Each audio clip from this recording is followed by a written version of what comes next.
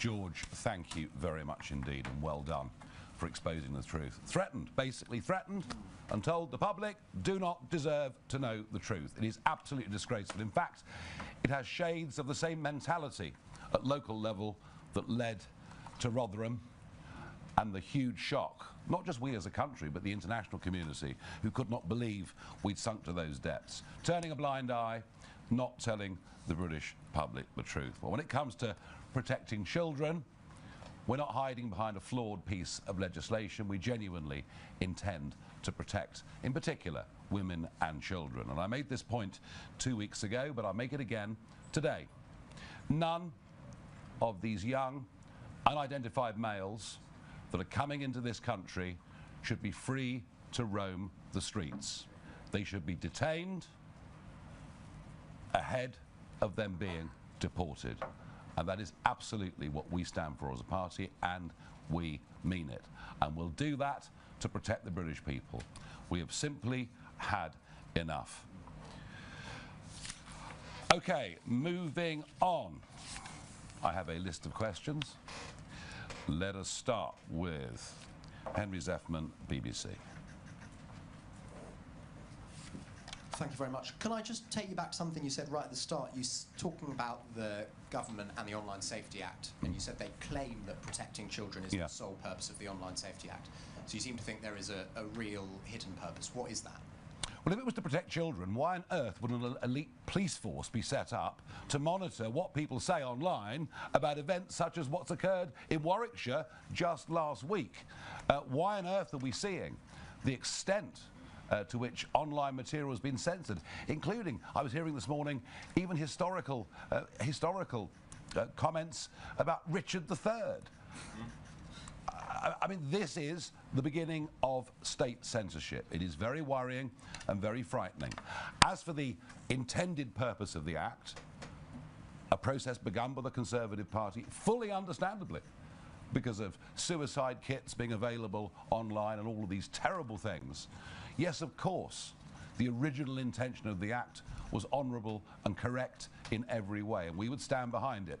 The trouble is that I suspect most 13-year-olds are more tech-savvy than the Science Minister, Peter Kyle, because they simply go to VPNs where they can't just access what's on the web, they can even quite easily find themselves in the even deeper and darker recesses of the dark web. Do we want legislation that protects children? Yes. We're going to have to find a tech solution to it. The government is not there with it. Thank you. Catherine Foster, GB News.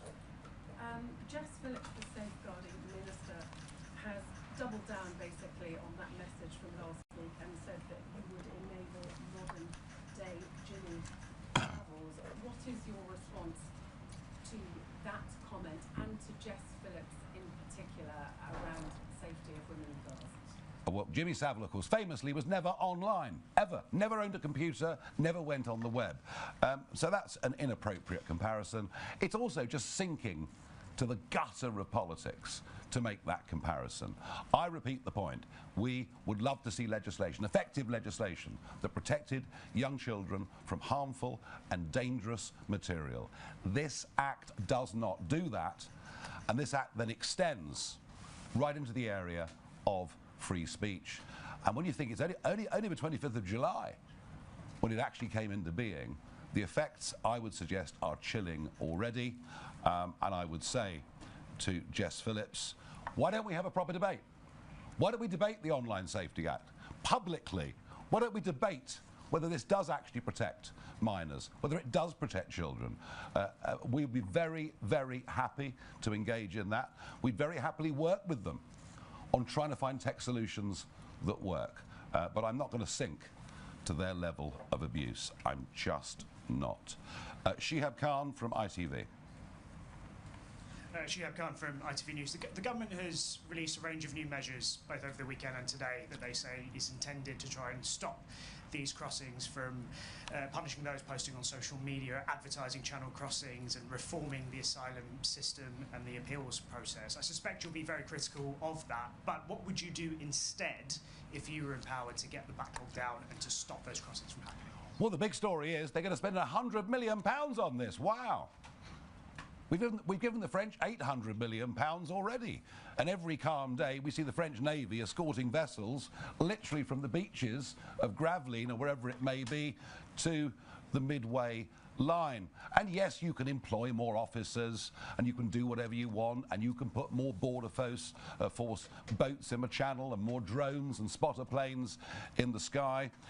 And you can speed up the asylum process. Easy. Just wave everybody through. In fact, from Sudan, Eritrea, countries like that, that's pretty much what we do already. None of this stops people coming. Why do people come? They come because they know they have an over 99% chance of staying. They come because they know they will be looked after, 3 square meals a day, free dental